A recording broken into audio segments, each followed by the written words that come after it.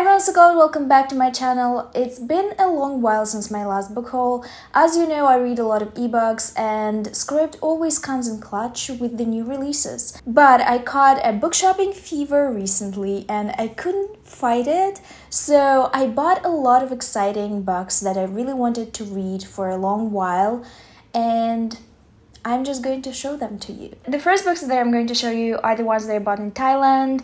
You've seen them already if you watched my Thailand reading vlog. If you have not seen that vlog, you won't know how much I love this book.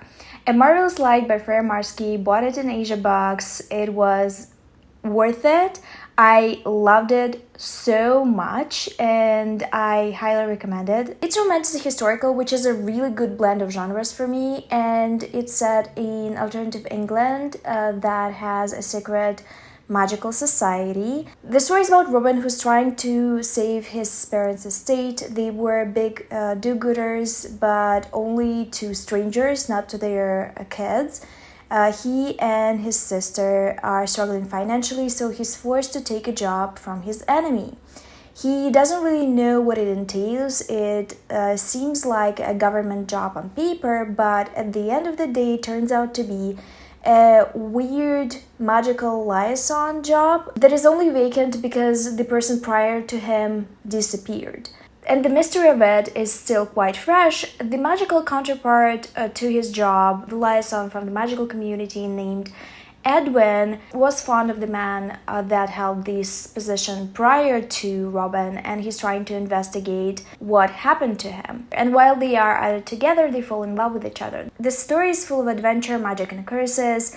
It's extremely entertaining. The small details about the magical community and society were so interesting to read about. It's the type of story that is deeply appealing to me because it doesn't have a really complicated fantasy world building. It's the same world, but it has a secret society of sorts.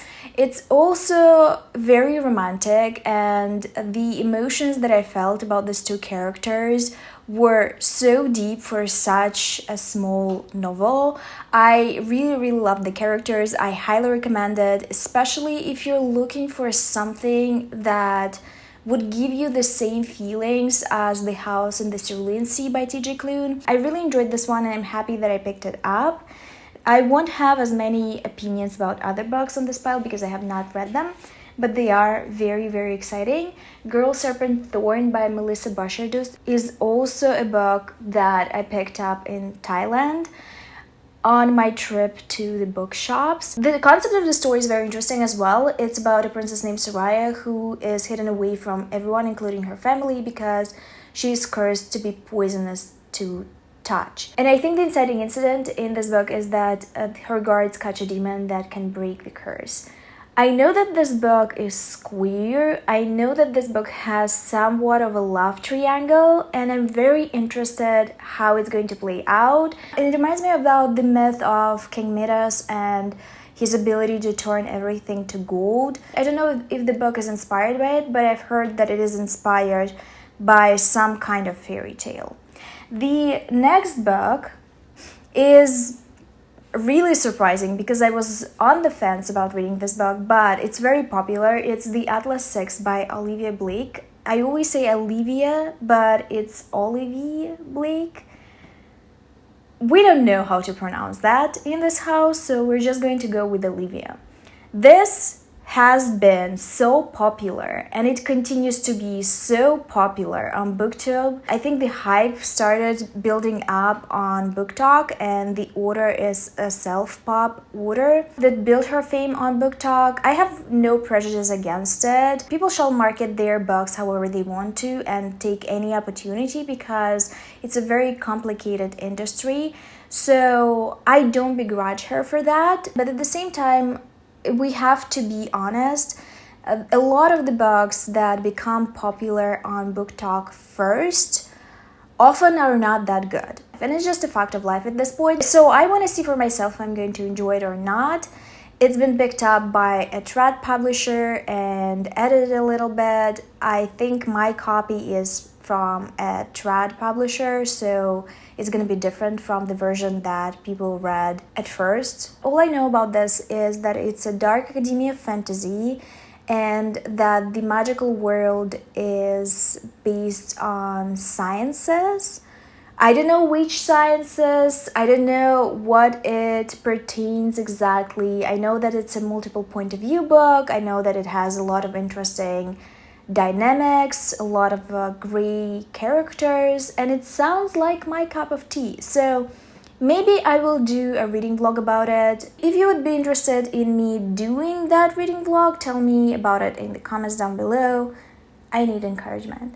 So these are all the books that I bought in Thailand, and I bought quite a few when I came back home just because I felt the rush to buy stuff that I wanted for a while. And the book that I've been postponing for forever now is The Ninth House by 𝕊𝕆𝕀𝔸𝕃. Now when I have a copy and it's going to stare at me from the shelf, I will most likely pick it up. People are either obsessed with it or disgusted by it, which sounds like my cup of tea, to be honest. When people say, oh, I'm disgusted by this book, it was so dark and unsavory. It sounds like honey to my ears, and I know that I'm going to enjoy it. I don't need any soft, cozy shit in that subgenre.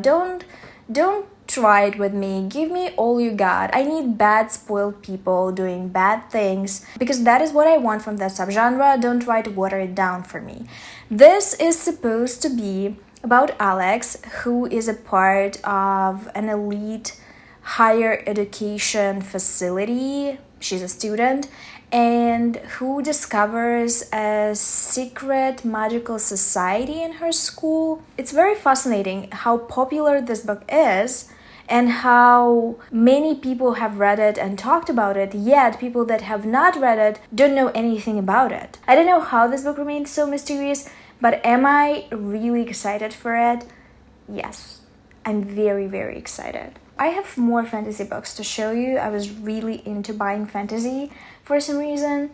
I bought The City of Brass by 𝕄𝔻𝔻𝕀𝔸, and this book has been on my reader for such a long time as well. This is the first book in a fantasy series that is inspired by jinns and spirits. It's set in the 18th century Cairo in Egypt, and I've been there a couple of times, I believe. It's a very interesting place, and I personally believe it has to be a more popular setting for books, specifically fantasy books. I bought the first book, and because the second book was on sale, I bought it as well. And there is a possibility that I'm not going to like the first book and this is gonna be a waste. I will resell it then, but I really wanted to snatch the second book as well because it was cheap and I didn't know if I would be able to find it for the same price when I finished the first book, so I just got it. There are some fantasy books on this pile that have a bit more romance, and the first one is Lake Silence by Anne Bishop.